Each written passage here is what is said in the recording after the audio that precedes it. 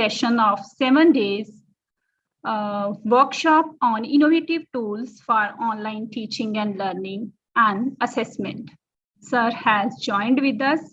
So in this session, Dr. S.K. Pullis, Deputy Director, Indira Gandhi National Open University, our esteemed expert for this session, will be deliberating on the topic using Google tools for teaching learning. But before advancing ahead, I'm Dr. Satvir Gill on behalf of G.H.G. Khalsa College of Education team and our mentee colleges warmly welcome you, respected Sir Dr. S.K. Pullis, in this virtual workshop. Thank you so much, sir, for joining us here. We are very grateful to you for sparing time for us. Sir has a long list of achievements in the field of education and educational technology. And in just a couple of minutes, we cannot shed light on all his achievements. So by taking excuse from respected sir, a brief introduction of Sir Dr. S.K. Pullis. Sir has served as a private secretary, assistant registrar, deputy registrar on deputation to Ambedkar University, New Delhi, and deputy director IGNOU from 2011 till date. Sir has experience of over 26 years in open and distance learning system. Sir has got his master's degree in the disciplines of sociology, English literature, management studies, and distance education. Sir has done PhD degree in educational technology from Jamia Millia Islamia University, New Delhi. Sir is a certified trainer, a member of Indian Society for Training and Development, and has lifelong membership of Indian Society for Training and Development, New Delhi, and membership of many other educational bodies. In addition to this, Sir is a member of editorial team of Indian Journal of Open Learning, published by IGNOU, New Delhi, and WAOE Journal, being published online by World Association for Online Education. Now, a brief introduction about Sir's publications.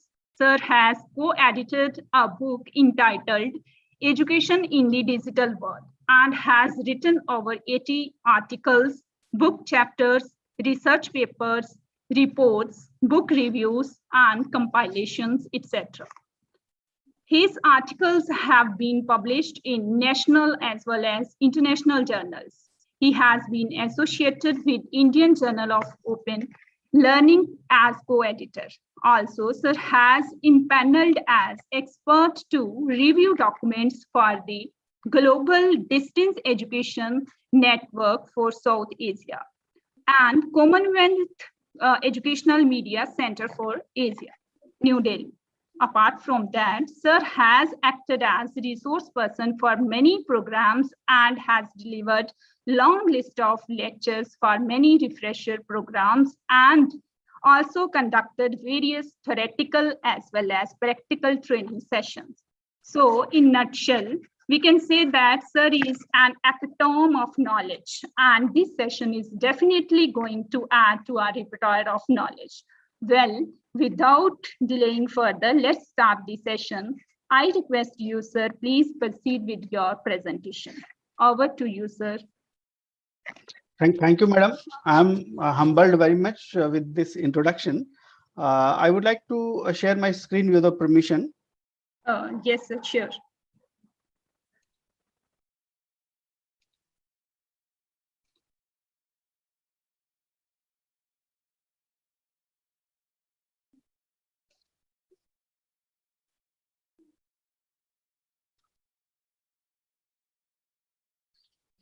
Yes, first of all, I would like to compliment the team which is organizing this program today. And I think I understand this is a faculty development program for 7 days. So today is the first day. So the importance of this program is because pandemic has taught us so many things, and it has challenged our all abilities to carry forward our educational activities So we have learned so many things due to the pandemic. The credit goes to the pandemic situation, that we had uh, got an opportunity to enhance, to open our horizon about the things which we can do, which we cannot do. So now technology has, I think, come to our rescue in taking care of all the academic activities, teaching and learning activities with the students. And we were left with no other option but to use different digital mediums to take care of our teaching and learning activities. As we all know, the University Grants Commission has also come up with one concept note. It was released on 20th May this year, and they have also emphasized the use of digital technologies in teaching and learning activities, in pedagogical processes. And they have come up with a blended learning kind of approach. And they have suggested so many technologies, so many techniques, so many methods, and other resources which are available for free for our teachers to use in the classroom, inside as well as outside the classroom. So in that concept note, that also has been mentioned that 40% of the credits of a whole program the student can take from SWAM. And for that there is a long process activity that has to be done by the host institution before allowing its students to take those courses from SWAM. In addition to that, the University Grants Commission also has liberated the process, and they have now given us permission to take care of the teaching learning activities with the help of online medium for 40% of the course. 60% of the course has to be taught face to face, but the 60% has to be taught in the classroom, and 40% can be online. Online can be in any form. Of course, they have restricted taking examination to be offline. The examination for all the activities have to be conducted offline. So that much leverage has been given, and the credit, again, I must say, goes to pandemic. So the Google has been in the offing for quite a long time, and it has come to our rescue during the pandemic time also. We have been using many resources freely given by the this Google bouquet of applications. And now we can see that there are so many applications we can use freely in our classroom for teaching and learning purposes. The major being the Google Drive. It is a storage that is provided by the Google, and for a free account in Google, 15 GB of space, storage space is provided, and you can use it for any kind of documents to house on that drive. Then Google Docs, it's a kind of online application that is used like Word, like in MS Office we use in our desktop. The same kind of application is available online also. If you don't want to use Word, then we can go to Google Drive, and we can use Google Docs application, and it equally works like Google Word. The other application which is very important and which is being used widely for different purposes is Google Sheet. Google Sheet is again a kind of MS Excel replica, and it is being used for managing and manipulating all data or tabulation work. Then Google Slides is parallel to the MS PowerPoint. The PowerPoint right now, it is running on MS PowerPoint, but the same kind of PowerPoint can be created and can be presented on Google Drive itself through this application, that is the Google Slide. Then another important application which is widely used in academia for preparing questionnaires, for preparing quizzes, that is the Google Forms. Google Form is very widely used by everybody, even the people who don't use Google Doc or Google Spreadsheet, they also use Google Form. And Google Form is widely used for different activities. Activities can be some practice classes for quizzes, and some to take a poll or opinion from the participants, and then to take quizzes that could be assessed and that may not be assessed. In both ways it can happen. Then, of course, the Gmail is, I think, part and parcel of our life, day-to-day activities, be it the mobile, be it the computer. We have one or the other account in Gmail, and we, without noticing it, that we are using the Gmail, automatically our fingers go on mobile and a laptop, and we communicate with our friends and all other participants. The same way Jamboard is there. It is not widely used, but it is very good application. And Jamboard is like an open board. You can teach the students by mentioning, like mathematics teachers. It is very good application for them, and they can teach with the help of a graphic tablet, or maybe like the digital stylus pen. They can use this Jamboard, and like the normal board in the classroom, that Jamboard can be used the same way, and at the same time it can be shared with the participant, with the students. Then Google Sites again provides one platform where sites can be built. Free site can be built. Any college, any person can build a site and house all the different documents, different parameters. It can be built like a professional website. That facility, that website builder is available on this platform. Then Google Meet, we all have been using during these times, during these pandemic times also, for conducting our conferences and for taking classes. Even if I talk about IGNO has been taking classes through Google Meet, and in certain cases Google Meet is not able to meet the requirement of the number of the participants, because the students usually in IGNO in a particular class are quite in large numbers. So then face-to-face classes have to be conducted. So this way, the Google Meet can be used for conferences, for teaching, conducting online classes. Then Google Calendar, another important application. We can manage our day-to-day activities, our appointments, all class schedules through with the help of this Google Calendar. Then Google Browser, we again, without noticing it, we are using this Google browser, which is Google Chrome. There are other browsers, of course. We are, some of us are using Firefox, Mozilla, like that. So, but Google Chrome is widely used web browser as of now. Then the another important application comes Google Classroom. Today we will be discussing different features, different components, and how to create a classroom on Google Classroom and use it and share with the students. So today we will be discussing this. So this Google Classroom basically is considered as a very simplified version of learning management system, that is LMS. So what LMS is doing, all the activities in a smaller scale, or not exactly the smaller scale on the basis of participants, but simplification of the activities. Those can be undertaken here. There are another open source LMS, learning management system. You must have heard the Moodle. Moodle is very sophisticated and complicated. Of course, with the sophistication, it gives so many other options and so many other facilities also, and that gives complete command and control over all the activities of teaching and learning processes. But here, because this is very simple, so simple activities can be housed here. This is not much secure system, because this is very simple, and for simple activities, for our day-to-day class activities, I think this is a very good application that can be used by our teachers.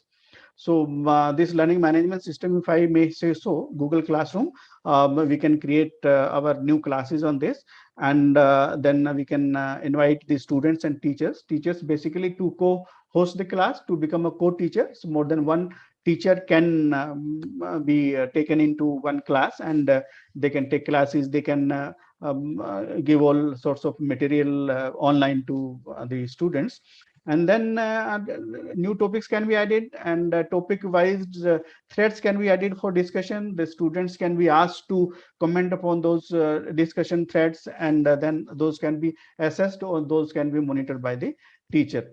Then usual announcements, any kind of announcement that this assignment is due for today, tomorrow we will be giving a new assignment, you have to go through this document, you have to watch this video, and you have to come up with this project. So many things are happening, so many activities are happening in classroom setting. The same kind of activities can be conducted on this Google Classroom also. Different type of announcements can be shared with the students, other ideas can be shared with the students, comments of the students can be sought, comments of teacher can be given feedback of the teacher can be given on different activities to the students.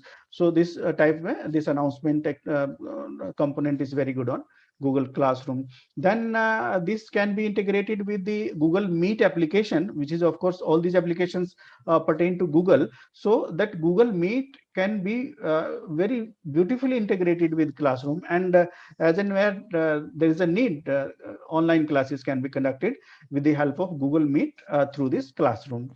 And then we can create assignments, summative assignments or formative assessments. Summative assessment is not that much secure, so we can use Google assignments for formative assessments. During the session assignments, we can use these activities for assessing the performance of the students in the classroom. Then we can assess them, we can grade them, and we can finally put those grades in the profile of the students. So these are the major activities we can undertake on this learning management system. And the main advantages is, if we see, first and foremost advantage is that this application is free, and we can anytime just create one login ID and start using this application, like Gmail. In Gmail also, what we do, if you don't have a Gmail account, we will open the browser, we will find the Gmail website, and then we will create a Gmail account and we will start using Gmail. The same way, the same login ID and password would work for this Google Classroom as well. We will just go to the Gmail, and we will find our classroom icon, and if we click, we'll straight away switch over to the Google Classroom. So there is another way. Straight away also we will find Google Classroom on the browser, and then we will log in through our ID and password, and then we can enter to the Google Classroom. So with the help of the Google Classroom, communication will be effective because all the students are online on the same platform. They are not in the class, but a virtual environment of classroom is created on this Google Classroom, and whatever you want to convey, whatever you want to communicate, it can be effectively communicated with the students, participant students, those who are registered on the Google Classroom. Then on different activities, we have been giving our feedback when we are in the class before the teacher, before the students. So we will go through the activities done by the student, and then we will give feedback. The same kind of feedback can be given here also on different activities. The feedback can be given on discussion thread also, because this discussion thread will be working as a forum, discussion forum. And if you want to assess the discussion being conducted by the student on that platform, so that also can be assessed, and feedback can be given. In the earlier session, I just logged into the YouTube, and then I was able to hear that our first speaker, he was discussing all different activities and different initiatives taken by the government of India, and different resources which are available to us for use in the classroom. So these can be quite effective ways of enhancing and enriching the classroom activities. So all these resources can be shared here, and then comments can be given, and assessment accordingly can be given, and comments can be given by the teacher. Then because this is online, and all the activities would happen online, the assessment of these assignments would be fast, and once this assignment is graded, the grades will be automatically placed on the profile of the student. And then of course this is all paperless. When we are in the classroom, so we have to deal with pen and paper every time. So here all the activities would happen digitally on the platform, and whenever we ask for any activity to be completed by the students again have to either create a hard copy of the activity, like nowadays in pandemic we had been asking our students to complete some kind of project, and that project has to be then scanned, and the scanned copy has to be uploaded on the website. So same way in this also, if you ask your students to complete one project offline, and there would be hard copy of that project, so that can be scanned and sent to you through this classroom in PDF format, or maybe any other kind of format which you suggest, or you decide to receive the assignment in that. So that can happen.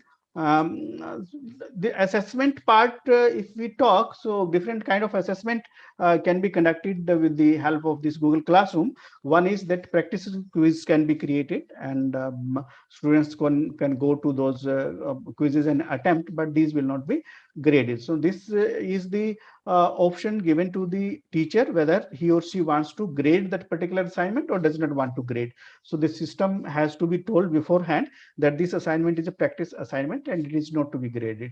So the system will not grade it. If you want to grade it, so then you have to click an option that yes, this assignment has to be graded and its marks will be added in the final results or term end results, whatever it is.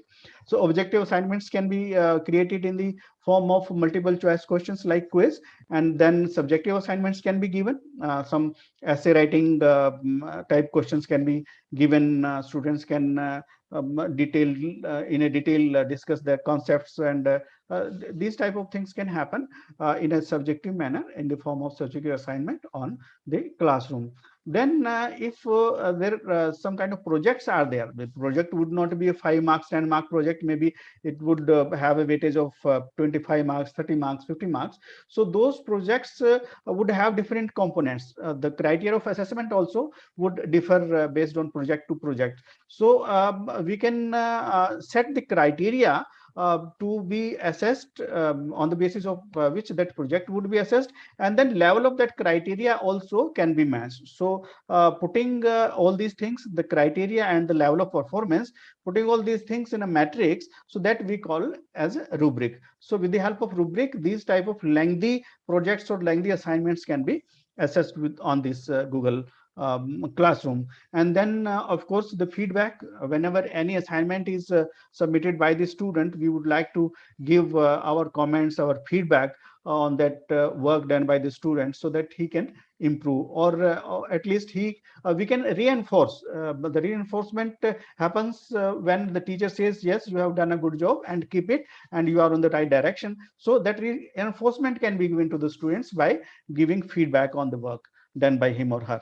So these are the main advantages and main features on this Google Classroom. So I would like to go to Classroom Live now, Google Classroom, and we will see how we can create class and how we can perform different activities on that classroom. So now I'll just go and log into my classroom. So I'll open the browser. I have opened the browser. Now I would prefer to go to Gmail, and from there I will go to classroom. Otherwise, from straight away also, if we say Google Classroom, we can go straight away from here also. So but I would prefer, because all these things, my email and then my Google Drive, they will be accessible to me from there, and I'll be roaming around here and there through that. So this also can happen. But before doing it, what I would do is I would enter my, just a minute, I would enter my Gmail account, and through that Gmail account I'll be going to Google Classroom. If by chance you don't have a Google account, you please open a Google account. It is very easy. And once it is opened, your email ID, that your login ID and password, it will work for all the applications which I have just told. And any of the applications can be used with the help of single login. So now I'm just opening my Gmail. This is my Gmail. And when we see, if you can see my cursor, this side, there are 9 dots. These 9 dots are very important for us, because this is the gateway to enter all other applications through this Gmail. So when I hover my cursor over these dots, then we find that below it, it is mentioned Google applications. That is, all the Google applications are kept here. The icons of all these applications are kept here. Now, if I click here, I can see there are so many icons, and these icons pertain to different applications which are available through Google. And if I can see here, I'll just, because there are all other applications, they are visible here, as I mentioned in my first slide. But I would like to go to the Google Classroom this time. So here I can see this is Google Classroom. I'll just keep it. I'll just little bit keep it here. Yeah, so I'll just scroll down and I'll see, I'll try to find where is Google Classroom. You can see now this is Google Classroom. I will click it, and just once I clicked, because I have already logged in my Gmail, so I have already authenticated my password and user ID. So that's why now, without asking anything from me at this point, it will allow me straight away to go to the classroom. So now this is the first screen. When we open classroom, Google Classroom, this would be the first screen. Now we can see here. So right side where my photo is there, and then 9 dots are there where I had mentioned that all applications are housed through this window. And just to the left of these 9 dots, there is another plus sign. And if I hover my icon on this plus sign, I find that below it, it is mentioned create or join a class. I can see.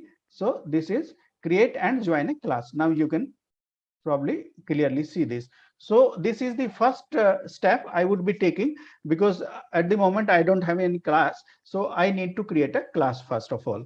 So I'll just create one class. I'll just click here, and now it says join class. If there is already a class and I'm a student and I have the ID of that classroom, I can join the class from here. So now when we create a class, so we will be giving that code to our students, and when that code is available to our students will be logging in to our classroom through this join class. But here as teacher we want to create a class, so we will be now clicking create class. Now we can see here there are some parameters which are available for class, and we need to enter all these things. So this is, I think, multi-layer metadata, which is very good, because a teacher might be teaching so many classes, he or she might be teaching so many subjects, there could be so many sections, there could be different rooms. So now it is able to accommodate the information about all these things also. So now let us try to enter our details of our class. Class name is, suppose we can say BA first year class. I know yours is a B.Ed college, so we can say B.Ed first year also. That way there is no problem. It's just a demonstration. So whatever class we put, so everything is okay for the system. So now this is BA part 1. Now the section is, I'll say section A. Suppose I am teaching section A, and then what is the subject? Subject is, suppose I'll say teaching of maths is a course. So I'll put this, and what is the room number? I'll say on 3rd floor, room number 12 is there. So now this is my class. I'm just ready to create this class, and I'll say create. Once I click, now it will just create the class for me, because this is the first window. Because if we don't create a class, so we don't have anything to do. So once we have created a class, attached to that class, so many activities would be there. If there is no class, then which type of activities can we see? So once we have now created a class, so now all other things will follow. So now we need to complete all different customization activities, and all processes we need to now complete. Now I can see here. So now this is the class it has created, BA1, and then section A. Then class code is this. This is the class code.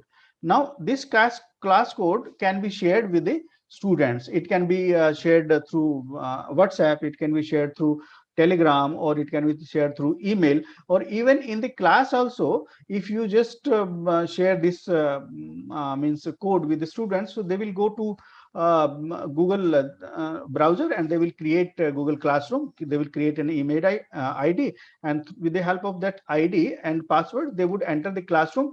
And when they enter this code, so they will be given entry to this particular class. So this is how they will be able to join the class. Students will be able to join the class.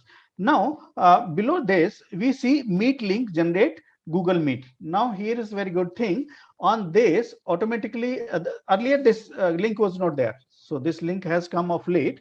After pandemic, all these activities have happened, and this link has been automatically embedded in this Google Classroom. And with the help of this, we can create a permanent link of that Google Meet. So whenever we want, we can ask our students, we can give our students a particular time for conducting that class, and students will join this, and teacher will be able to teach and take their class, and conduct conferences or whatever the way we want to use this link. So if I click, what will happen? If I click, then it will give me one code. It will generate me a code, and this code also can be given directly to the students. If this complete code is given to the students, simply they need to click on it, and they will be allowed to go to the session, that conference session through Google Meet. Or we can simply leave it. I'll save it, and now we will simply leave it, and now it will be a permanent link. It will be available here whenever any student or teacher wants to go to this. I'll simply click here and I'll go to the Google Meet conference mode. So this is how we will be using it. Now we can see here, right hand side, if you can see, then select a theme. Theme is a background color, all these things, the way you want this screen to appear before us, to appear before the students. We can select a theme. Then these are all different means images. So we can take any images, the image that I like, and that could means represent my content in the class in a better way. I can take that. So I have selected this. So now we can see slowly it will change. Now it has changed. Now if I want to upload a photo, so that photo can be uploaded.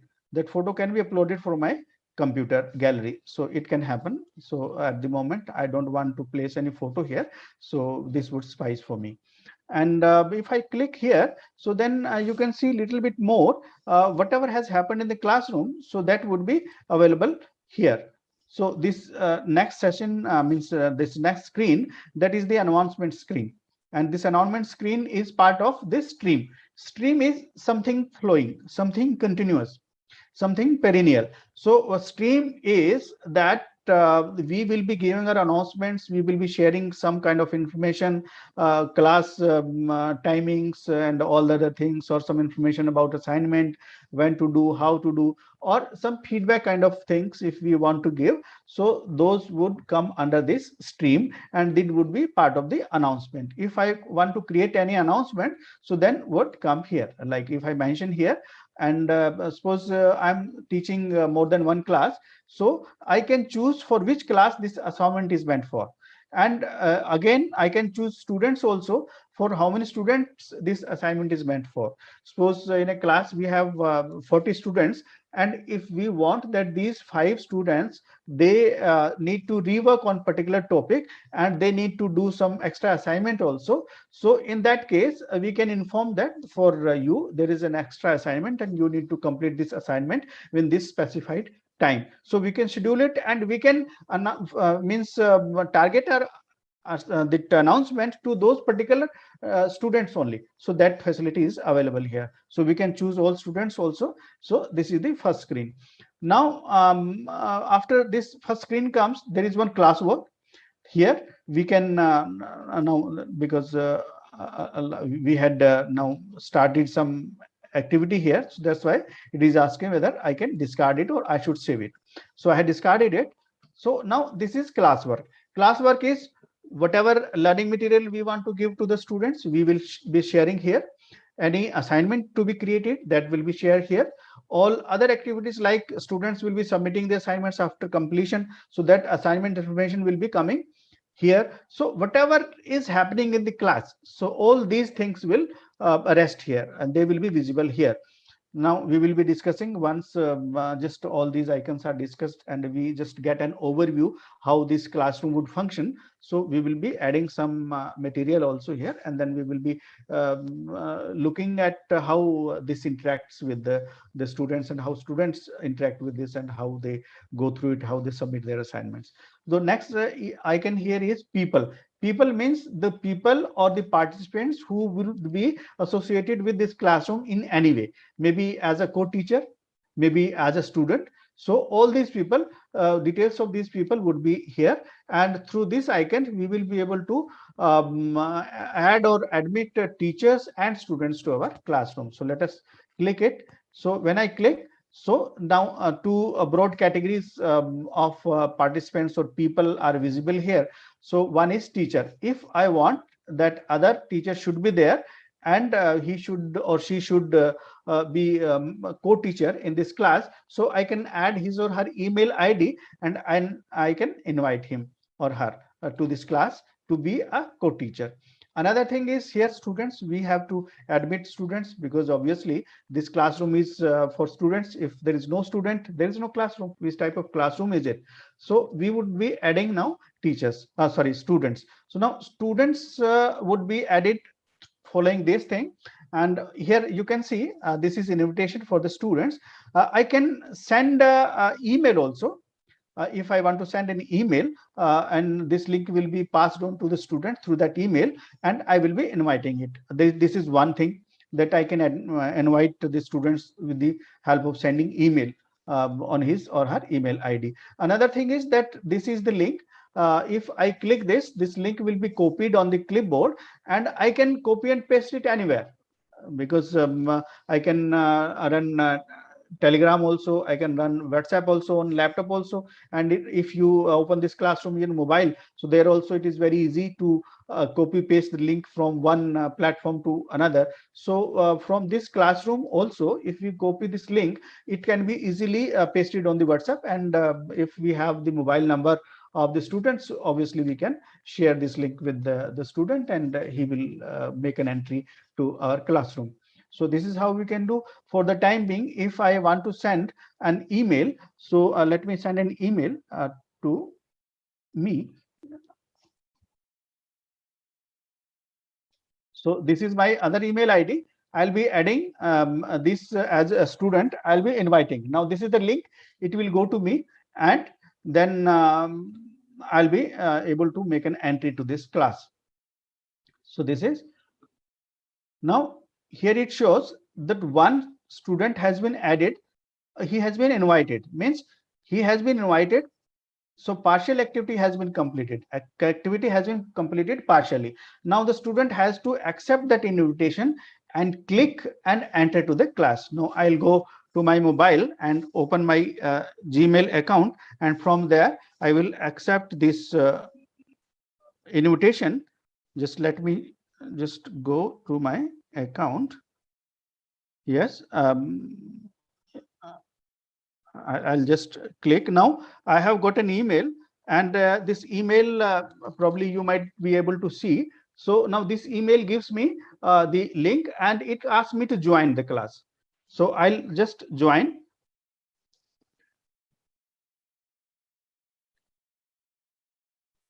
So I have clicked to join the class. So it is now trying to allow me to enter to the class. So on my mobile, I have been able to enter the class. Now here also you can see that invited within bracket, it was right now available there, but it is no more available here. So that means this person has been added as a student in this class.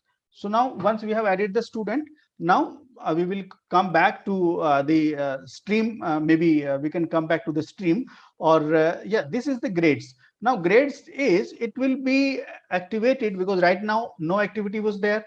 Right now no student has submitted any work, and therefore we have not graded anything, and in this grade nothing is available. So nothing is available here. So this is all blank. So things will start coming here once we start our activities, once students start submitting their assignments. So now let us first go to the stream.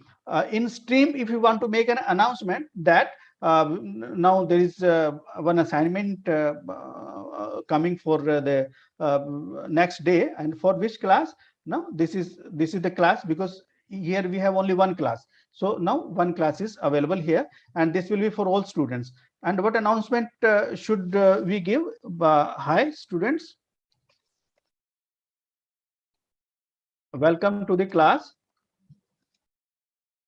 Let us start doing activities on this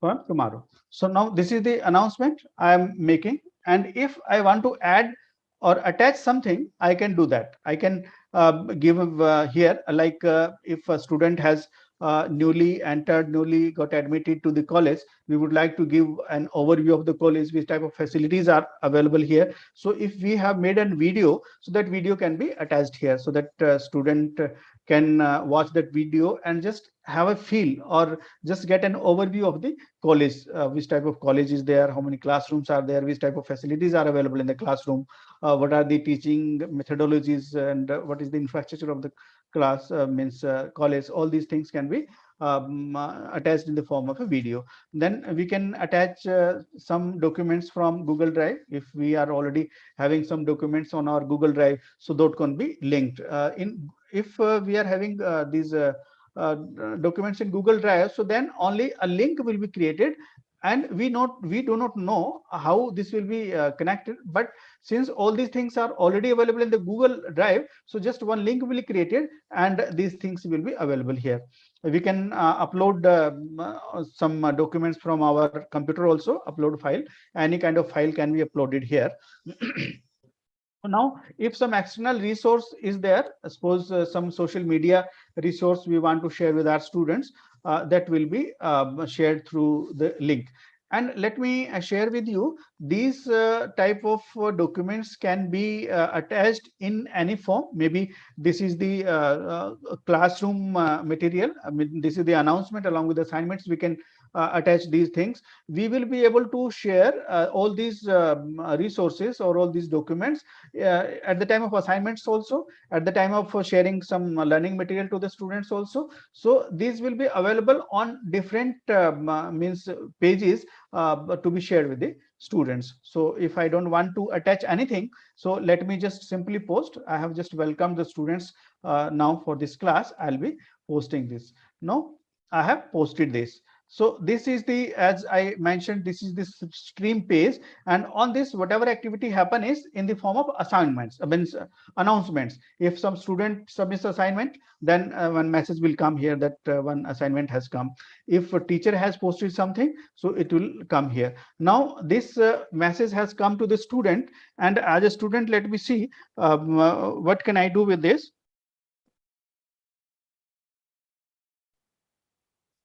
Now as a student, I have got this,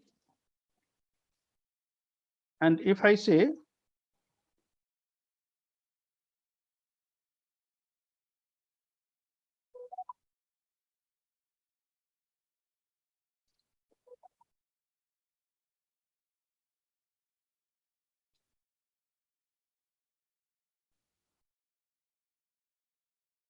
so, now as a student, I have commented something and it has come here.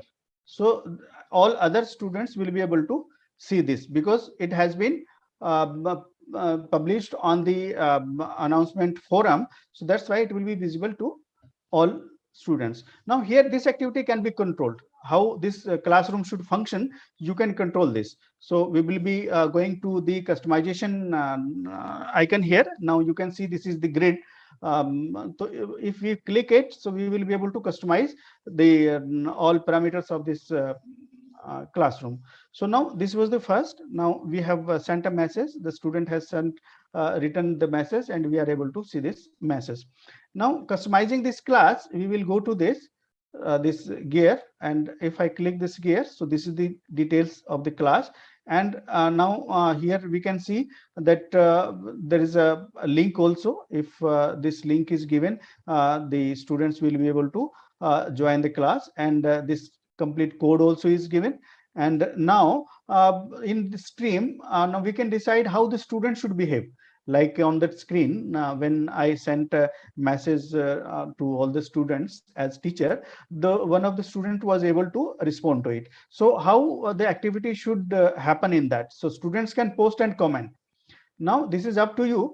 You can block or you can allow the students post, or they can only comment. Like that, student can post and comment, both the things they can do. Post is some new thread is created, new post is done, and comment is some feedback is given on the current or existing, already existing message. Some feedback is given.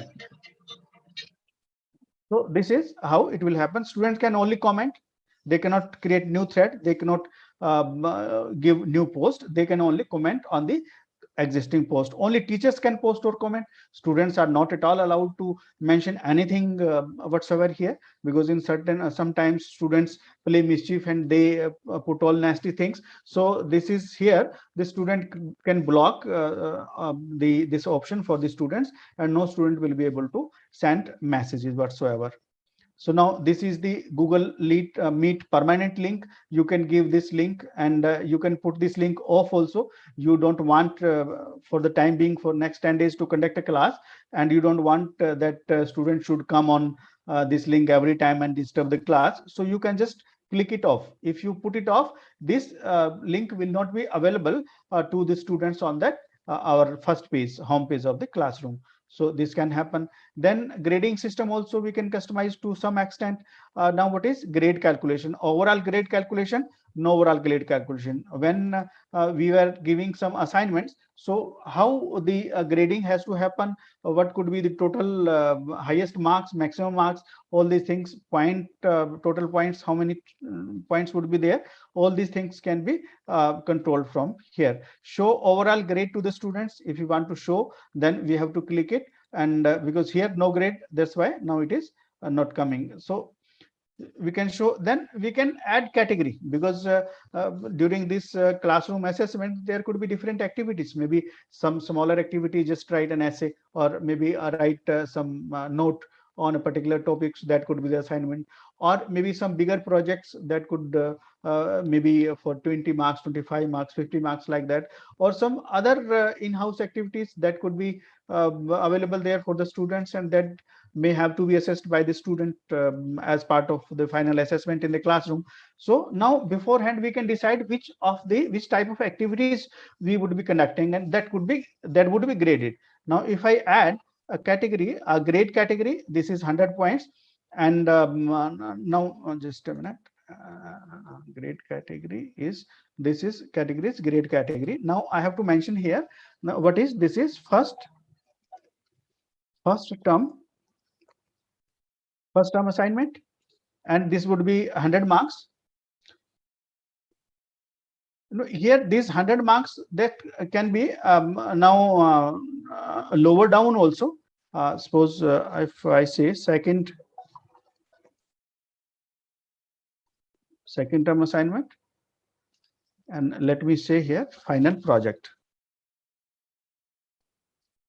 Now this is the final project. I have created these things.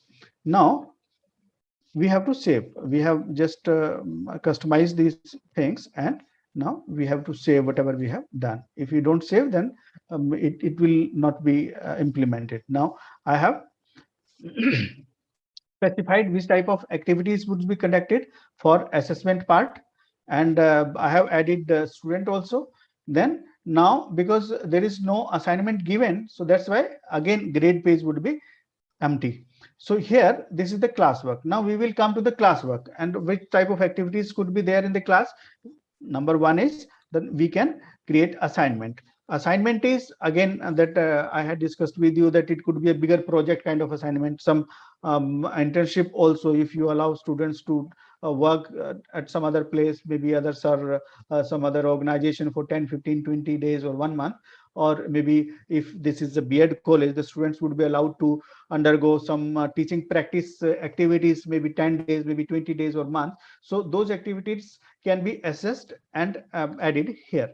The report can be added here. The student has undergone the teaching practice activity for 10 days, or he or she has attended a workshop, teaching workshop. So that performance report can be uploaded on the site, on the Google Classroom, and that can be assessed by the teacher. This type of assignments would be there. Then quiz assessments. These quiz assessments are objective type questions, and students would be able to select one of the available options, and this is how the system automatically will be able to grade those assignments. Then question, if you want to just ask a single question, maybe 5 marks, 10 marks, 2 marks, 5 marks, just single question, so that can be done here, done through this. Then if you want to upload some material, maybe some audio program, some video program, or maybe some content or some PDF file, or maybe some articles from a journal about different topics, so that can be uploaded from here. Now this is the icon, which is I think great help for the teachers, because every time they need not create the learning resources they can reuse. Once the resource is created, it would stay with them in their Google Drive, and that can be used and reused time and again. Because in this class, you have assigned a particular activity, you have given some material, and you have posted some important information. The same type of activities would be conducted in the next session also for the same class. So these activities can be used and reused time and again. And when you reuse, so you can customize it, you can change a little bit if you want to change some information on those posts or on that material. So all these things can be done. This is I think free hand is given to the teacher.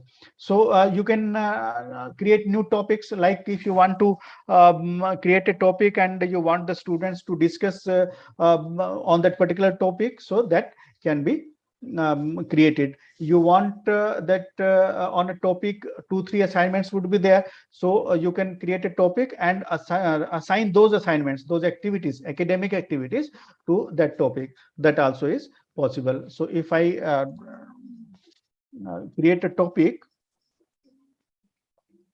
if I create a topic here, this is practice.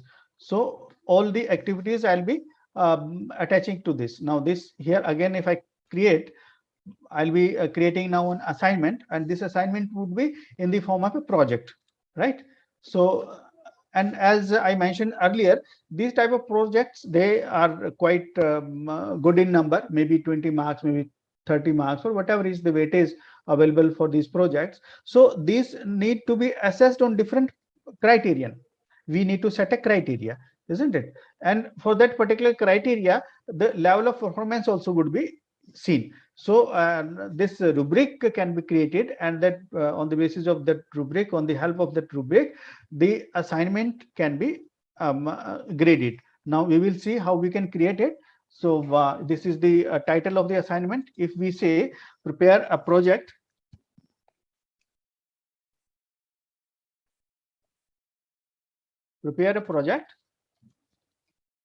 on any activity on pollution.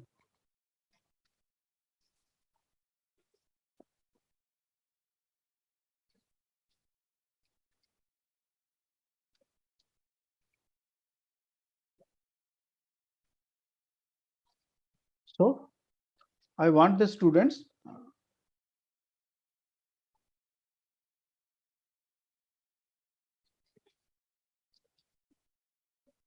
pollution.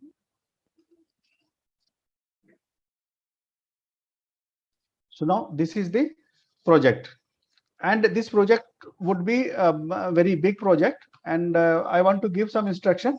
Please visit in your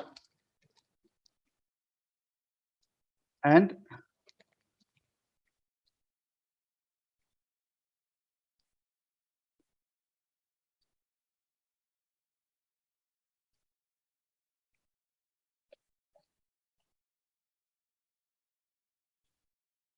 so I have given a little bit guidance to the students how this project should be prepared. So these are the instructions. If I want to give some background information, again, I can attach here. I can attach something from Google Drive. I can upload from my computer. And then I can give a link of the external online digital resource. And then I can add some YouTube video. Suppose if I want to add some YouTube video, so I'll click here. And when I click, automatically I'm taken to the new window where I can search, make a search for YouTube documents, YouTube videos. Let me say,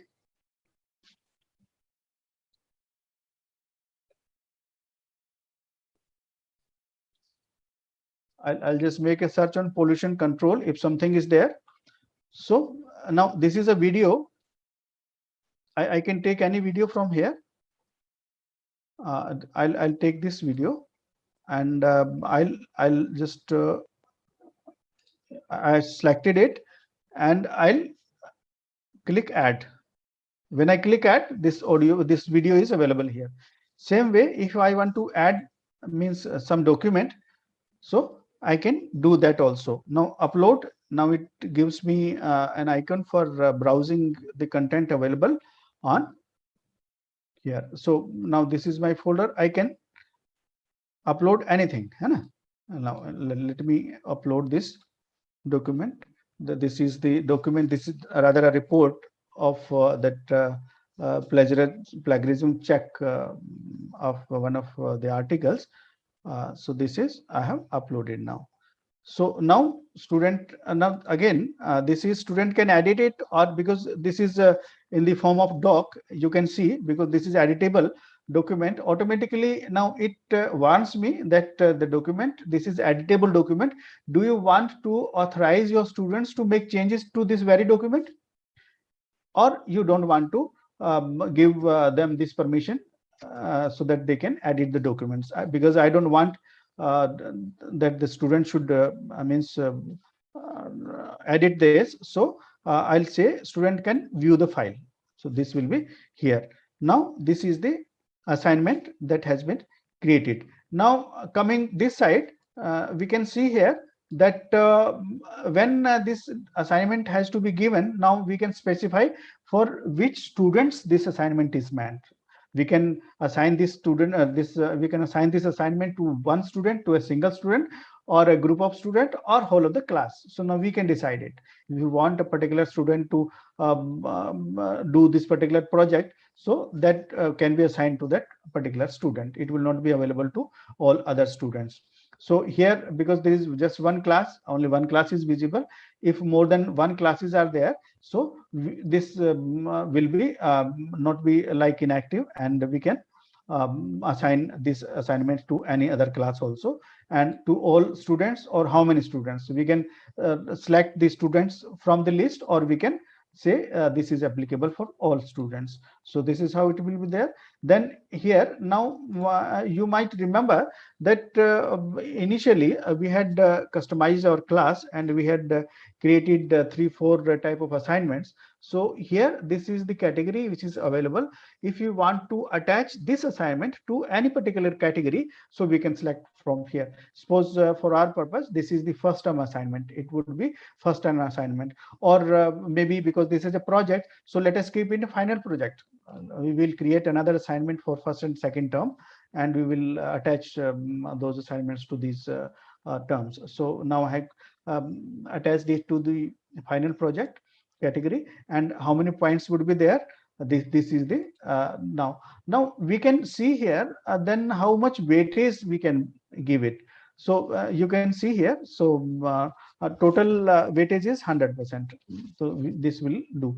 Now another thing is that if we want to launch assign it right now, or we want to schedule it. If we want to schedule it, then we can give date and time. We can select here from the calendar that this assignment will be due in next 10 days. So we can keep a date, and this message will go to the announcement board, and the students will come to know that this assignment is to be submitted before 20th of this month. So we can schedule it. We can open it immediately. We can schedule it. Okay, so this is how we can do. For the time being, let me not put any date here, and this is due for tomorrow. So this also can happen. So it will be due for tomorrow. Now topic. Now, as I mentioned earlier, we had to created one topic, because mentioning topic helps us to organize all these things, all these activities in the classroom in a organized manner. Means we can conduct all these activities in an organized manner. So we can assign this to practice this assignment, or we can create new topic also for that matter. There also we created a topic. Here also we can create a new topic. If we don't want to go with the current topic, we can create a new topic. Let me go with the current this also. Now here at the bottom, you can see the rubric. There is a sign of plus also.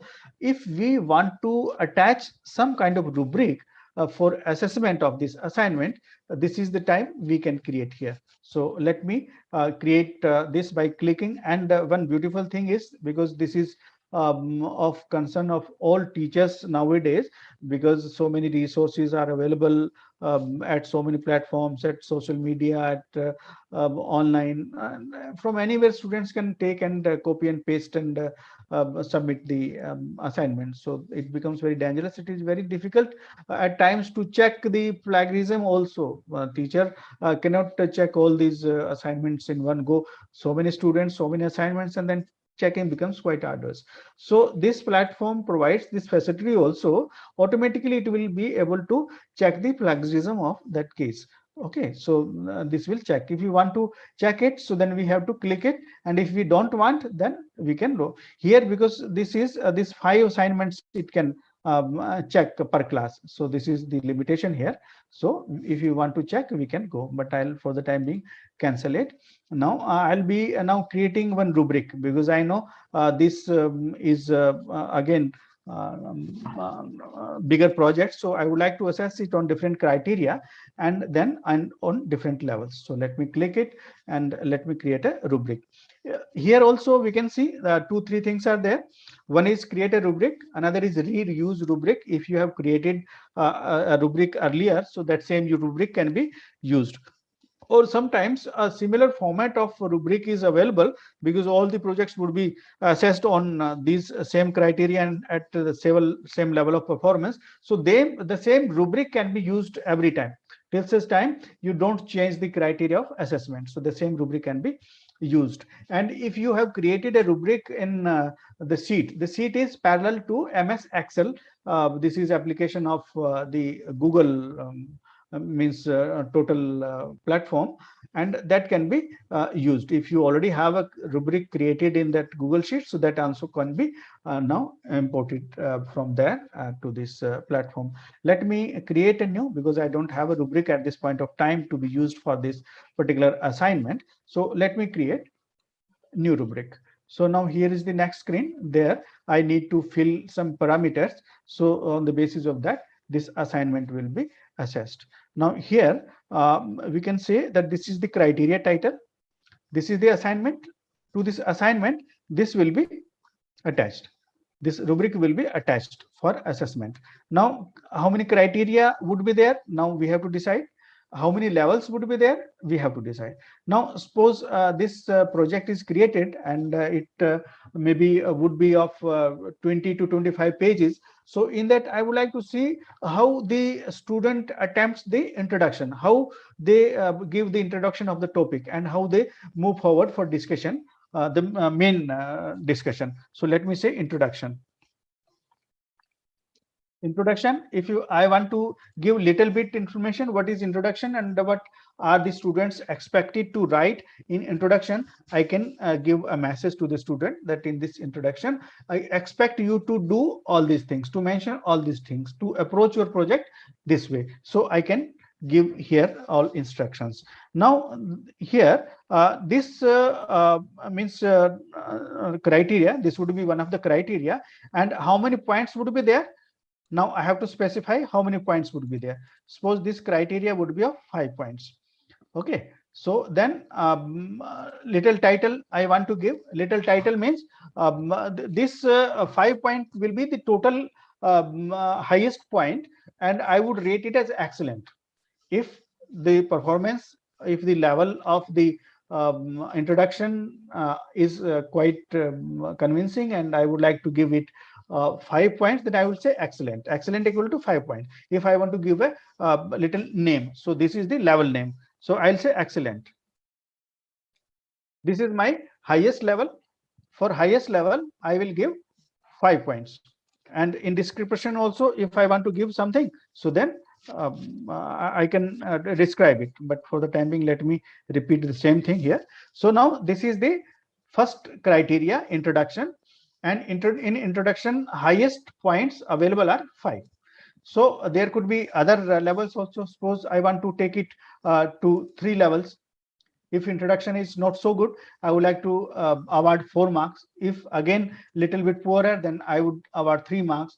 Or if not at all convincing, then I may be able to give 1 mark or maybe 0. So whatever is the level of performance I want to add, I can add. Suppose after 5 points, let me add 3. After 5 points, I'll be giving, this is points required here, I'll be giving 3 points, like, okay. So then here I'll say good. So this is the second level, and this level is one mark. I'll just give 1 mark. I'll say average.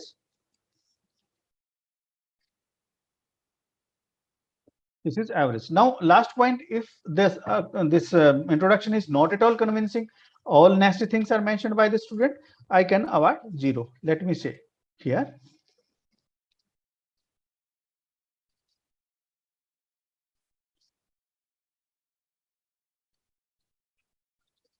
So now introduction. This is my first criteria of introduction. Introduction is assessed on 4 levels. I can award 0 marks, 1 mark, 3 marks, and 5 marks.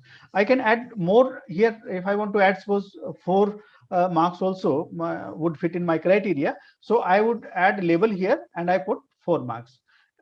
If I want to add further here, suppose 7 levels I want to go, I can add more. This way, that way, anywhere I can add this, right? If I want to delete this, so I'll click here 3 dots and this level will be deleted. For the time being, let me keep this criteria in this manner only. Now the next criteria would be, I'll say this is discussion part. So in discussion also, what I expect, I'll mention here. Then how many points would be allotted to this? Suppose I want to give 20 points here, and this would be this is the highest points, highest level of point I would like to give. So this is again the criteria. What name would I give? I'll say excellent. Okay, so this is excellent. This is excellent. So this is the highest criteria. Now, suppose I want to give 15 marks.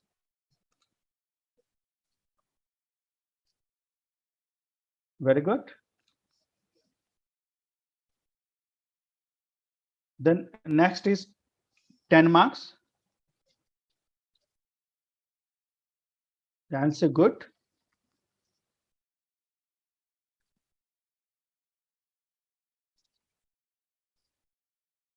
Next is 5 marks. And this 5 marks would be the lowest criteria, because the student has done some work at least. So I would not like to give him or her 0. I would award him or her at least 5 marks, whatever he has done. But at least he has done something. So I'll be awarding the lowest marks of 5 points. So again, now the third criteria I would like to mention is here. This is the point. I'll how many points? This is the criteria. Sorry, I just skipped this. This is the criteria. I'll say conclusion. This is the conclusion. The students would be concluding the project, and I'll say 5 points I will give for proper conclusion if the students have concluded properly. Huh? Again, this is the excellent. Now this is the criteria. Here I'll put, suppose I'll say 3 marks. Good. Good. Again, I'll give 1 mark.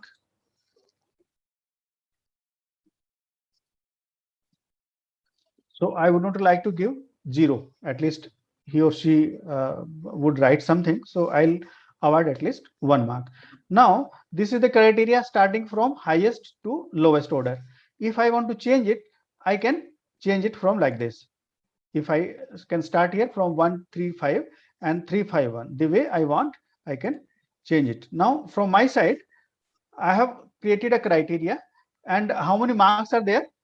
Introduction 5 marks, then discussion part is 20 marks, and then conclusion part is 5 marks. So overall, this assignment is for 30 marks.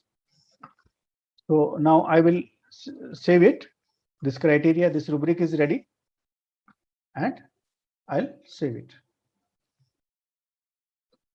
So now I have created a rubric, 30 points there.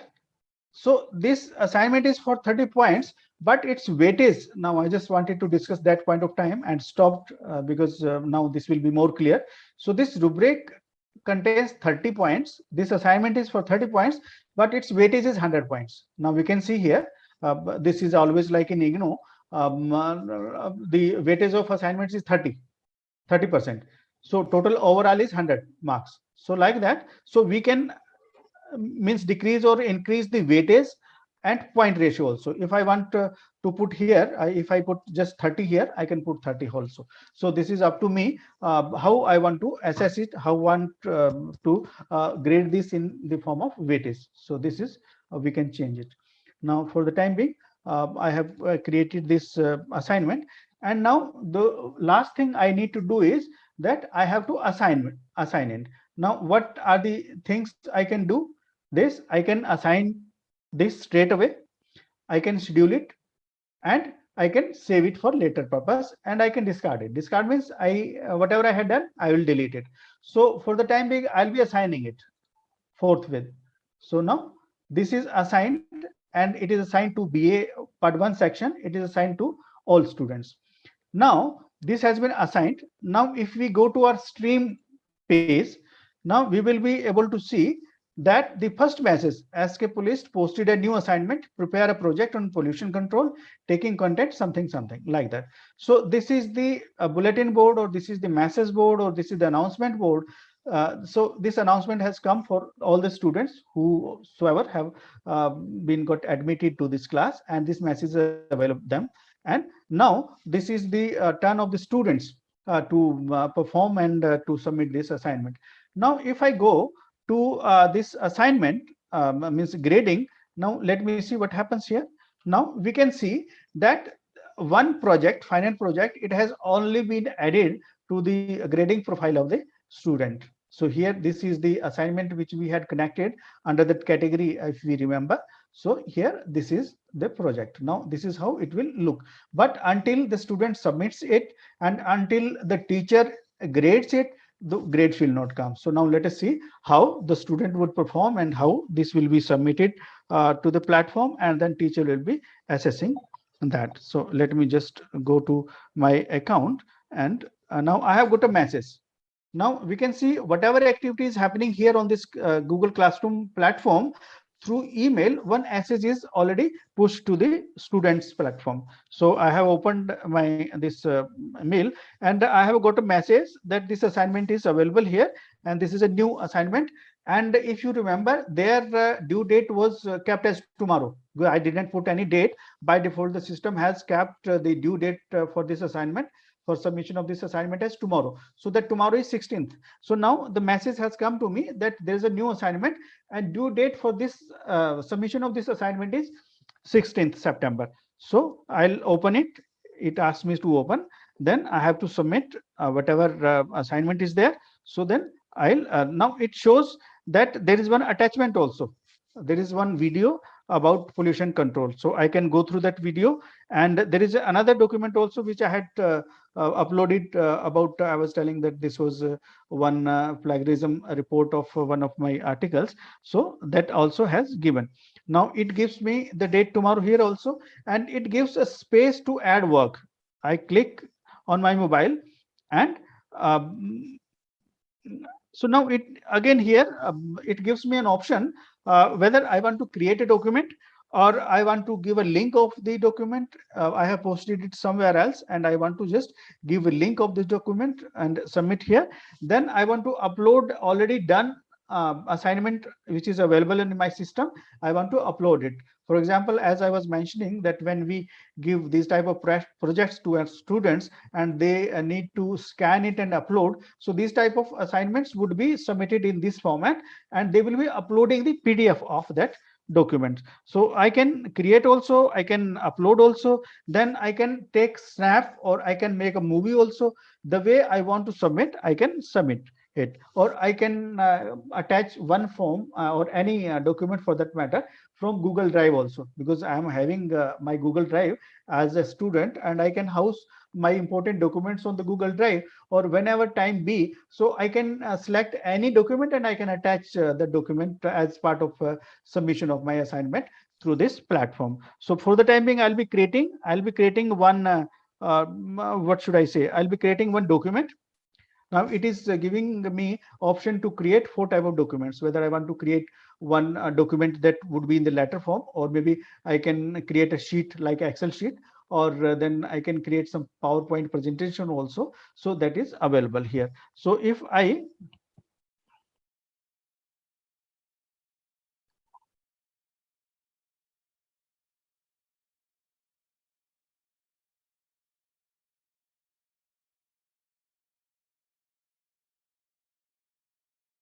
have done it, and now what I would do is,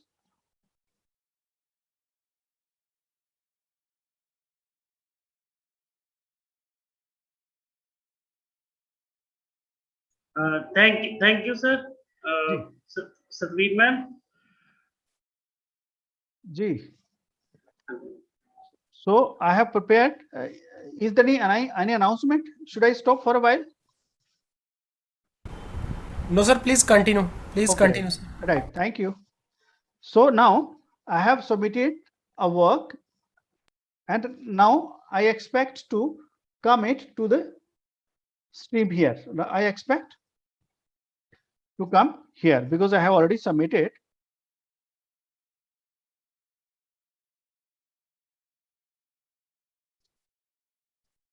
So here to the student, there is one option that he can unsubmit also. There is some specific time is given. If he decides that I was to add some more things to it, to the document, or I have loaded the wrong document, so he or she is given time to think over it and withdraw it in the form of unsubmit. So then he can again do it and then again submit it. So I'm just waiting for the assignment to come here. Okay. Okay, right. I think I have come, means my assignment has come. We can see on the top this link. This is says posted a new assignment. No, I'm sorry. No, this is not the assignment yet to come. Okay. Okay, now here when I click this class and then come to the student work here, it is available here, because as you can see, I'll just go back here on the stream. This is the project. This project, when I click here, so it leads me to the student work. Here it is available. This is the assignment the student has submitted, and here I can see that turned in. Turned in means submitted. How many assignments submitted? One assignment submitted. And because one is submitted, now assignment is zero. Assigned is zero because there is no other student, and only one student was in the class, and he has already submitted the assignment. So that's why assigned is zero. If some assignment is due, you have already assigned it to the students and it is due maybe after 2-3 days, some of the students are yet to submit, so then it will reflect here that one assignment is still to be updated. So now I can click this. I have now seen that student has already submitted an assignment. I'll click here. So now I'll click here, and then once I click, so this is the new file that is open, and here I can see that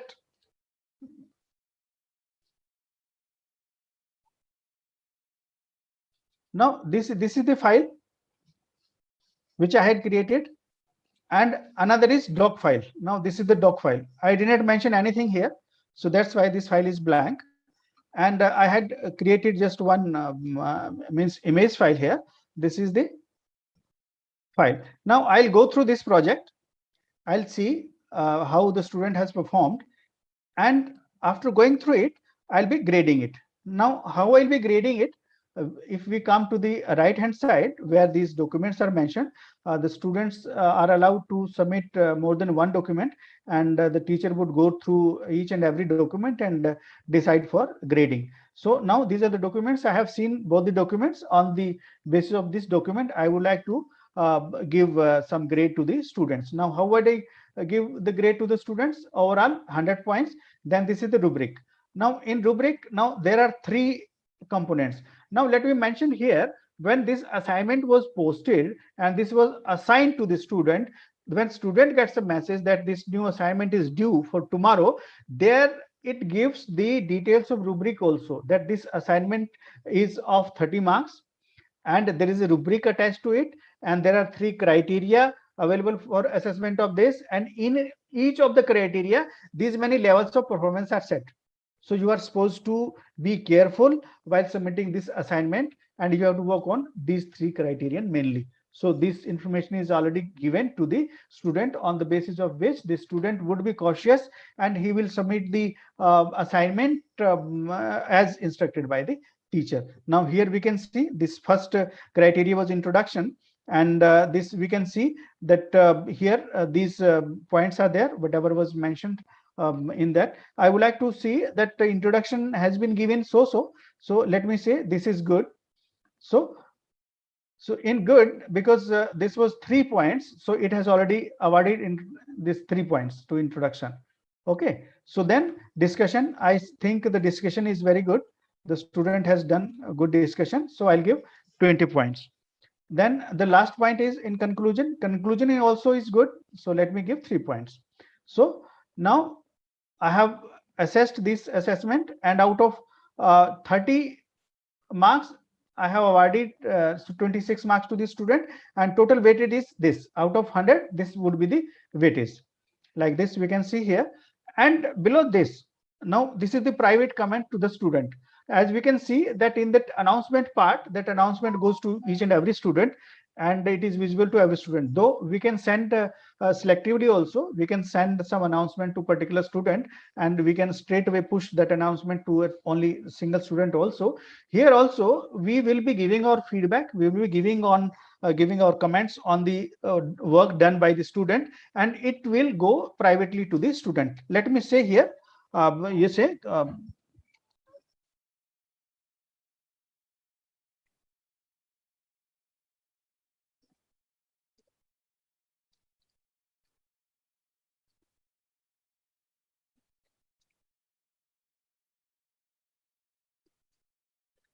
I think you are able to see the message which I have written here. So this is the message, I'll post it. So this message would be attached to this assignment, and whenever this student goes back to the classroom and sees this assignment, so my comments would be available to him. So this is the how we can give feedback in a private setting. Also we can give feedback to each and every student, so we can personalize our comments, and these will be visible to them only. So this is how assignment assessed.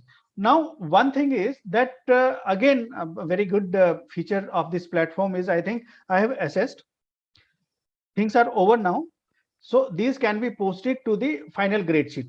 But here this system gives me an opportunity, if as a human being I have made some mistake, as a human being, if I have left some component unevaluated, like in this there were two documents, so I have assessed one document. If I somehow forget to assess the other document, so still time is there. So before I finally do it, so I can go to it and then I will check again, and then I'll make assessment of that document also. So here, once I am sure that I have done my job quite excellently, so I'll return it. Return means you have to return your assignment with your comments. I'll say return it. Return work to one student. Student will be notified and can check any grade you have left. Okay, so I'll say return.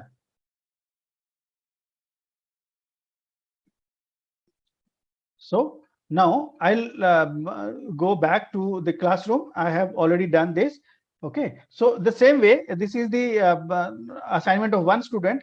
And if I go here, so you can see that I can go to the assignment of the next student also here only, like select next student. If I click, if there are there could be more students to this assignment submission part, so I can go to another student's assignment also. This is how I'll be going. Okay. So now what I have done is I have posted, I have assessed it. Now if I just a minute, I'll have to. Yeah, yes. Okay, so I'll go back to the main page here. Now you can see here this is turned in 1, assigned 0, graded 1. So what is the grade? Now this is 86.67% is the grade out of 100 point. So this is the assessment part. So we can assess like that. So this was one assignment that was means subjective assignment, and we have submitted it, we have assigned it to the student has submitted it, then we have graded it, and now it has finally come to the grade card of the student.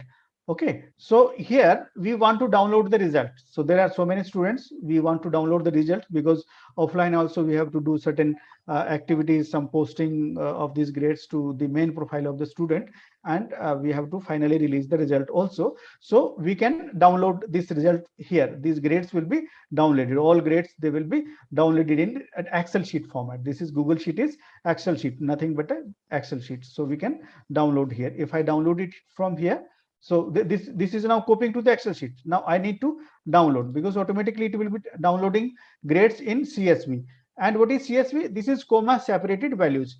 This is a universal format which can be opened in any application dealing with tabulation, like dealing with spreadsheet kind of activity. So I'll just download it. Let me click it here, and now it will create and it will download it for me.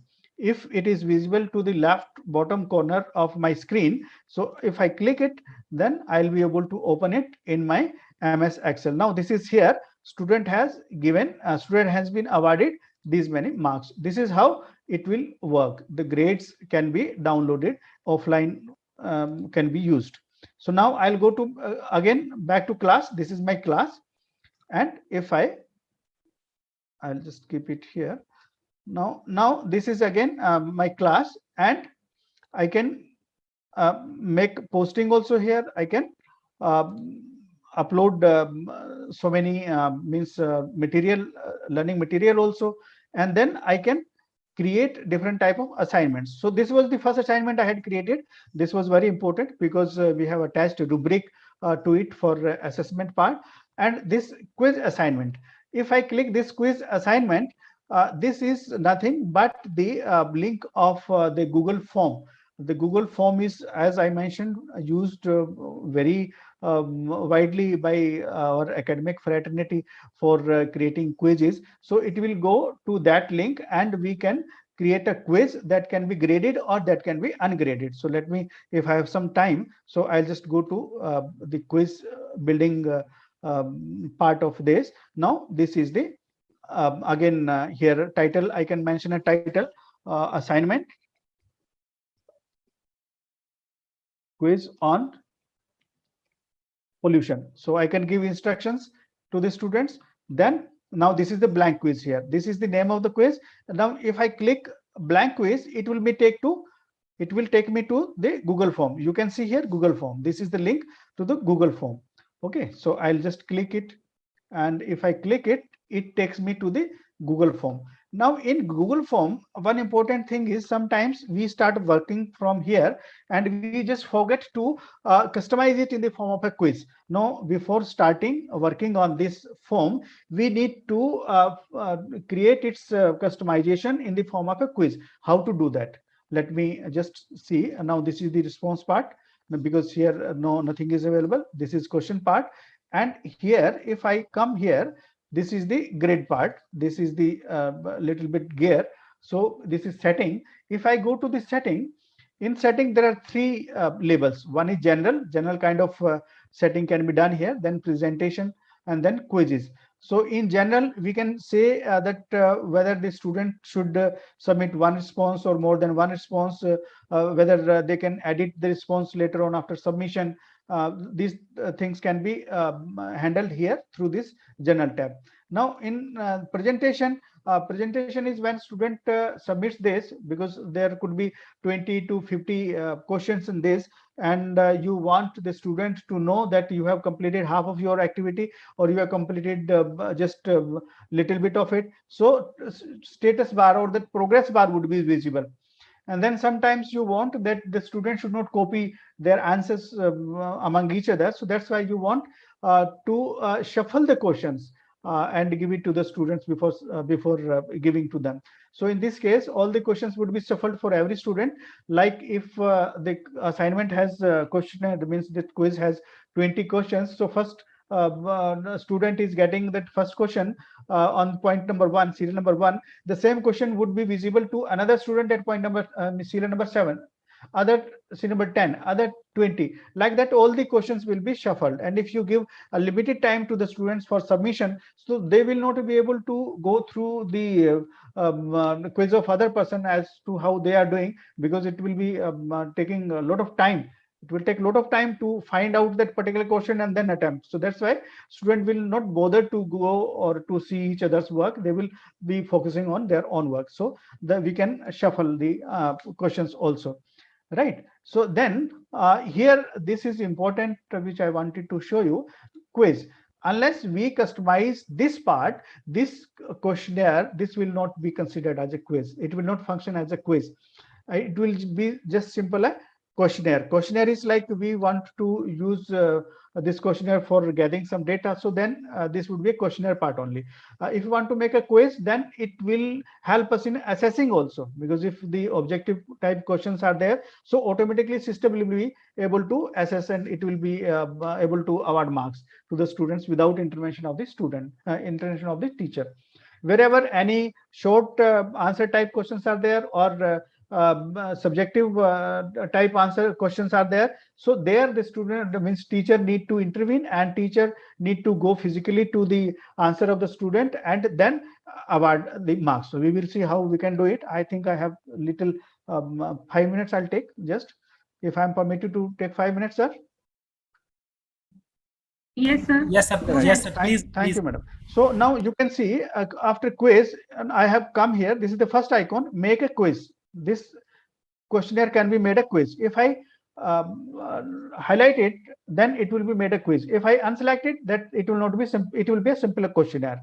It will not be a quiz. So let me select it. So now it is questionnaire, and now release grades. Now how the grades of this assignment would be released? Immediately after submission, or maybe later? Because if this is complete multiple choice quiz, so then grades can be released immediately. But if you have included some short answer type questions, or some subjective type answer questions, so then you need to grade it. So it is better to release the grades after all the activities are done by the students. So that's why we will say later manual review will be done, only then here there are some respondents can then see the missed questions, then correct answer, then say point values. All these things are just irrelevant for our purpose.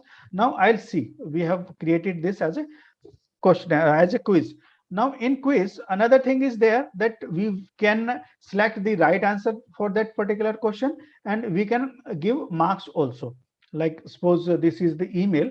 Here, if you don't want to means gather email, so then here we have to come to general, and this is marked collect email. If I click here, I don't want to collect email, but it is always better from students, if we want to collect email, maybe it is good, so that we can convey separately, or we can discuss something if you want to do it. Otherwise on the platform we can do that, there is no issue. So I'll not collect email IDs here, and save it. Now you can see the first question, which was compulsory for collection of email ID, now it has vanished. Now here another important thing is that you can make some questions compulsory to be answered. Unless the student answers that question, so it will not move forward. So this is your choice. You can force the student to answer particular question. So the indication for that would be, there would be a red asterisk mark on that question, which is compulsory. You might have filled so many questionnaires, and you would find that there is one red mark available on that question, and unless you fill your details, you will not be able to move forward. So the same thing can happen here also. Now here we will give a name to the quiz, and now what is the name to the quiz? This would be the first term assignment.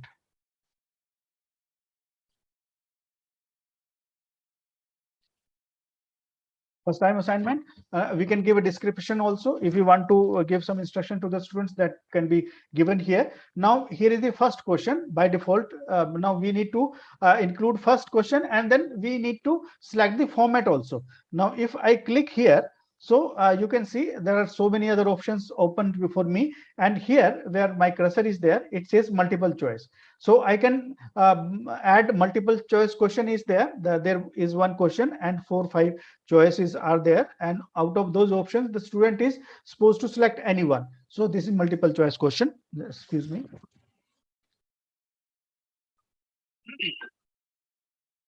Now let me discuss different formats of the questions. So we will simply skip it after discussing it. This is the short answer.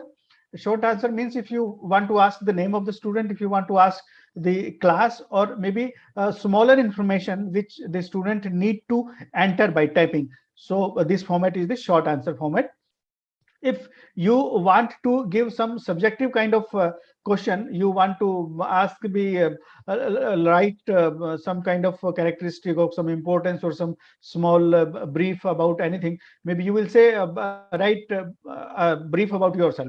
So in that case the student may go up to 2 3 4 paragraphs. So here this format would be used paragraph. The multiple paragraph information can be given through this format. Then multiple choice. In this we will have 4 5 that options, and student is supposed to choose any one option, not more than one. Here this is the checkbox.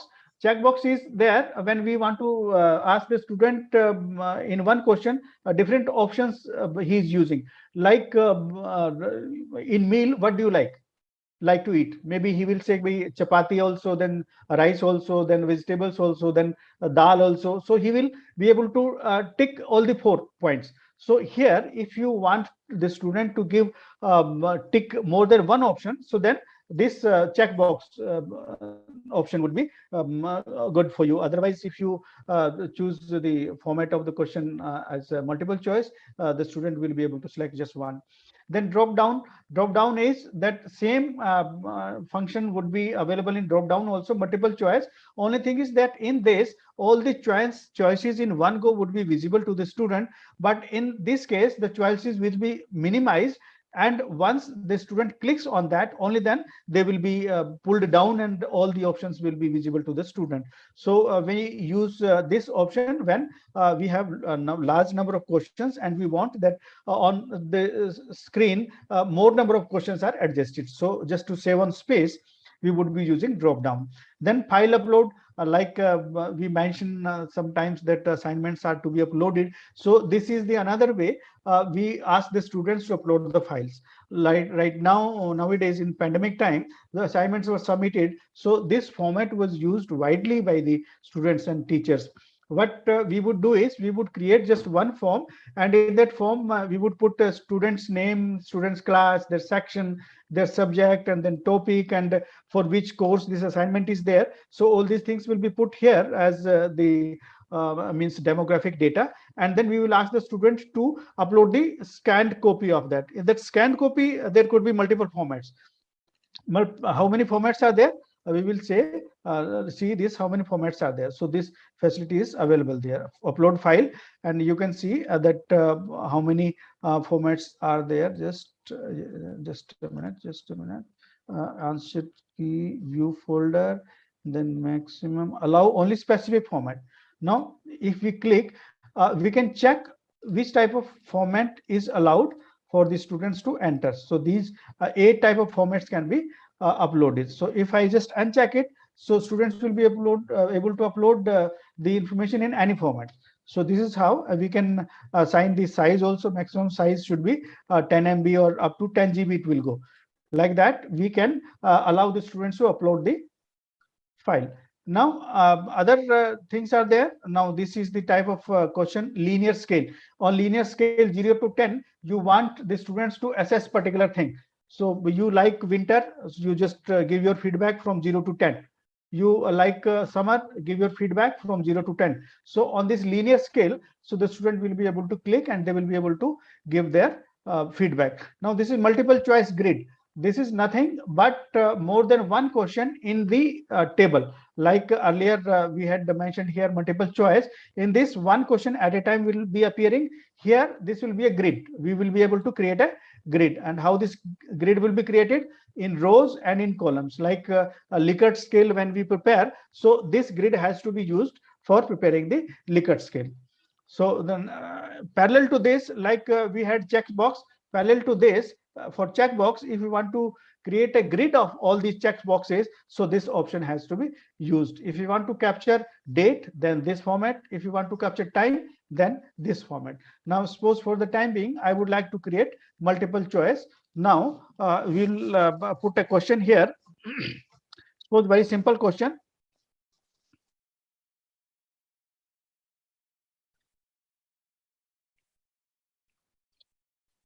Now this is the question I have put. Now I have given, I would like to give now some options here.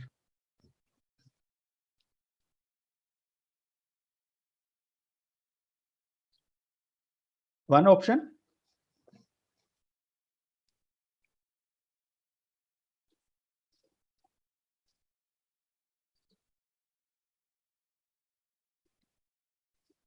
three options,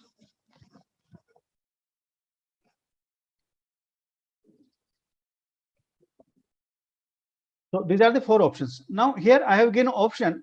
Had it been a simple questionnaire, so then students could choose any of the option and it would be suffice.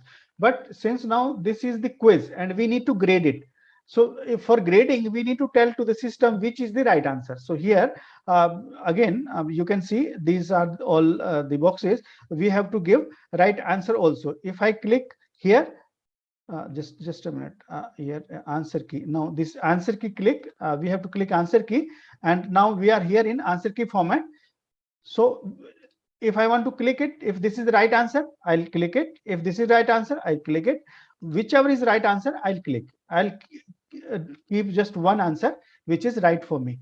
Now I have to see how many points can be awarded to this answer. So suppose 2 points can be awarded to this, then I'll say it done. At the same time, if I want to give feedback, if answer is right, then what type of feedback would I have to give? Just for reinforcement purpose? Or if the answer is wrong, what type of feedback would I like to give to the student as part of reinforcement? So I can give here. I'll click here, and then once I click here, what should be the feedback when incorrect answer is there, and what should be the feedback when correct answer is there? So we can mention in both ways when the and we will save it. So now this is one question I have created. Another question we can create, and another question when we create. So here again we can choose the format. Suppose I want to put a multiple choice grid here. This is multiple choice grid. Our question can be any here. What would be the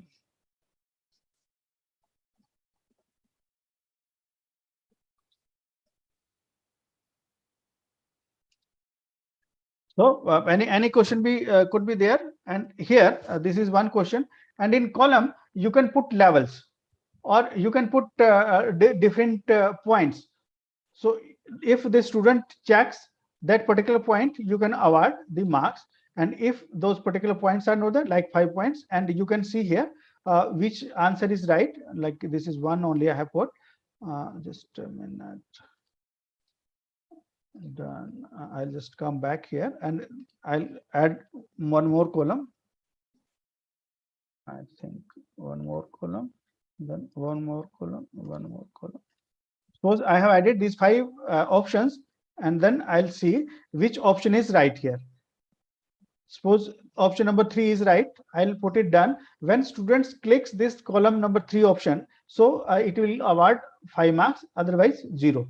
So this type of questions can be created. So now this assignment is okay, and we have created it, and then we straight away can send it to the students also, or we are just done with this, right? When we come back here, so this is the form grading, and this way this is the appointment and then assignment, and then This is already saved. Lock mode. Okay. So this is how we can. This is saved already. This is, you can see, this is saved, and we can assign it. We will assign it to the students same way. Right now we can assign, we can schedule it, and we can do all these things. We can save draft also. So this is how we will be. This is saved. Let me come back. Now I have come back here. Now just almost over. Just one or two things I would like to uh, just share with you as to how this class can be archived, because suppose this class is no more in use and this class is already over, so you can archive it. And if old class is there, you want to use the material of that old class, and you can bring back from archive, so that facility also is available there. Now this is class 1 currently we had created, and I'll just click these bars. If I click these bars, so it will take me to the main menu. I have clicked it, and now you can see classes. If I click it, all the classes available in this classroom would be visible to me. I can go to any class by clicking that particular class, and then I can put some announcements or some appointments on calendar also. Whatever an appointment or announcement is done on this calendar, so it will be shared with all the students. Then to review, like review is when assignments are submitted, you want to see that how many students have submitted the assignment, and then you assess the assignment, then you can review it. What return was the facility, that the same thing is, you will go to review straight away, because you need not take more than one step. Straight away simply click this, and you will be taken to that particular page, and from there you can return the assignment. Okay, now we are coming here. This is the now class which is currently active for us, and now this another icon is archived class. So if I click it, now these are the classes which had been created by me in the past, and these are available for reuse. So I can take any of this class from the archive and make it current. Suppose I will take this was the class evaluation training. Okay, this is the class. So I have taken it. Now it is, this class is active. You can see this was the old class which was already kept in archive, and now this class is just a minute, just don't know what happened. This, and now this is here, class is archived, restore it to add and adding. Now I can restore it. I'll restore it. Now this class will be visible to me along with my other class. Now you can see here both the classes are available. So I can use the content of this class and reshare with the students. Now there are two classes. Now this class is over. I want to again archive it. So I'll click it here, and I'll go to archive. So I'll go to archive, and it will ask me whether I need to archive this class. So put this class in my store. So now this is archived. So this is the only class left with me. So this is how we can use this, and I think this is a high opportunity for us, for all of us, for all the teachers that use these digital resources, use this platform for teaching and learning purposes. I think with this I'll stop sharing. Right. Thank you so much, sir. So now moving to question answer session. Yes. Dear participants, if you have any query, please ask your question by unmuting yourself. Sir, the full demonstration was very comprehensive in itself. It has already cleared our all doubts about Google Classroom applications. Thank you. Demonstration was really very systematic and easy to learn. And I believe that this application is just like all other social media applications like Facebook and Twitter. And here in this application, we can interact with our students and can explore more and more of its uses like Google Meet, rubrics, etc. And the more we use, the more we learn, we'll be able to explore and use its various other applications. So dear participants, if you have any query, please unmute yourself. Yes, this platform can be used as a flip classroom also, because now all the classes will be restored and students will be coming regularly to the classes. So this platform can be used like that also. Means you can post your material and you can give homework to the students. They will do it at their own pace and then they will submit it and then you will grade it online. So that again can happen. Even while teaching in the classroom, you can give your quizzes through this system, and those quiz will be submitted by the students, and that can be made part of the grading system as such. Yes, sir. Sir, Dr. Guneet from our college want to ask you one question. Good afternoon. Good evening. Ji, madam, namaskar. I was not able to see you earlier.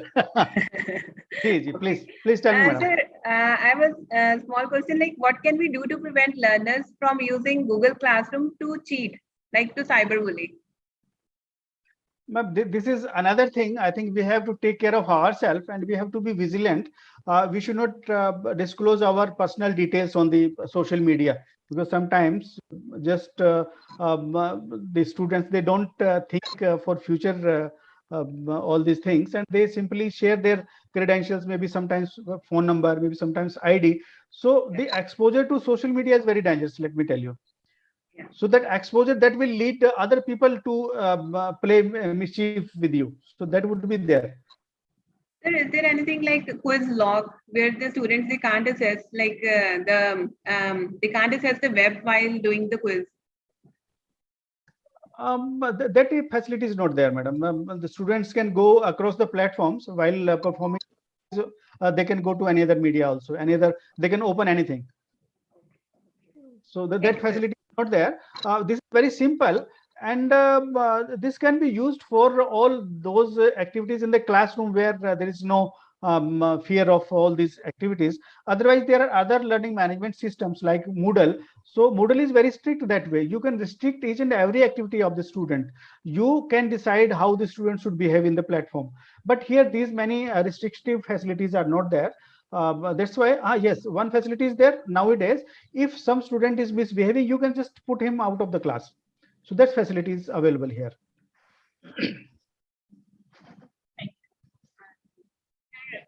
I would just request all the participants to kindly put on your cameras, like for a group photo.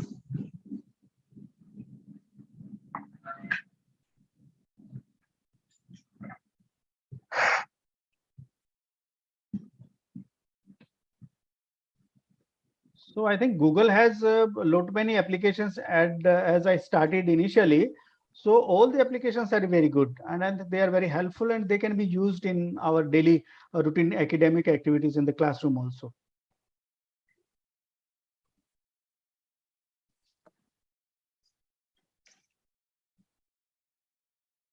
Participants, kindly turn on your camera and just say cheese.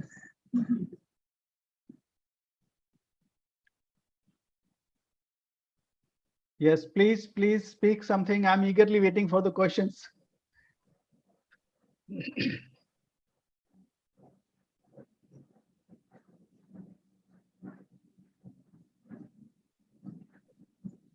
Any other queries from the part of the participant, please?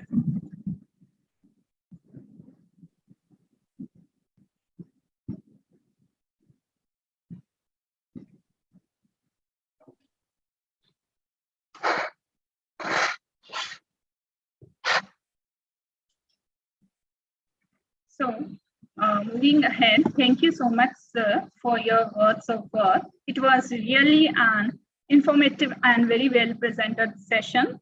So, moving further, for winding up this session, I, on behalf of GHG Khalsa College of Education team and our mentee colleges, feel honored to deliver formal vote of thanks to all the dignitaries present here in this session. Firstly, I would like to extend my heartfelt thanks to our respected expert of this session, Dr. S.K. Pullit, sir.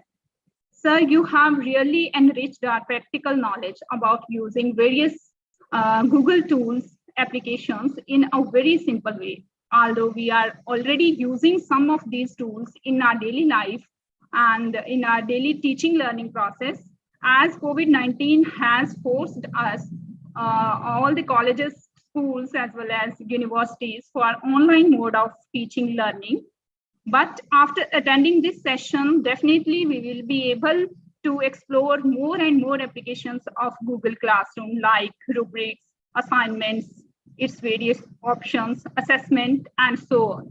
So thank you so much, sir, for this wonderful session. Next, I want to extend my gratitude to our learned and visionary management, our own industrious principal, Dr. Pargat Singh Garcha, for providing us these opportunities to learn from the experienced, best, and eminent personalities in the field of education by conducting these kind of workshops.